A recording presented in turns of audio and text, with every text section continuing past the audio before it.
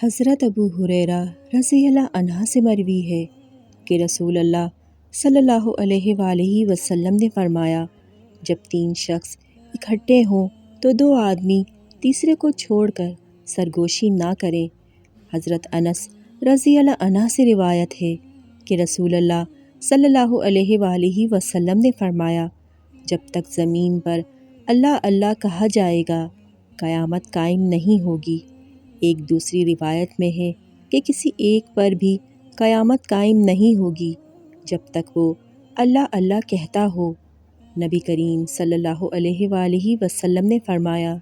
کچھ لوگ ان گناہوں کی وجہ سے جو انہوں نے کیے ہوں گے آگ سے جھلس جائیں گے، یہ ان کی سزا ہوگی، پھر اللہ اپنی رحمت سے انہیں جنت میں داخل کرے گا اور انہیں جہنمین کہا جائے گا۔ رسول اللہ صلی اللہ علیہ وآلہ وسلم نے فرمایا، دجال مدینے تک آئے گا لیکن دیکھے گا کہ فرشتے اس کی حفاظت کر رہے ہیں، پس نہ تو دجال اس سے قریب ہو سکے گا اور نہ طاعون اگر اللہ نے چاہا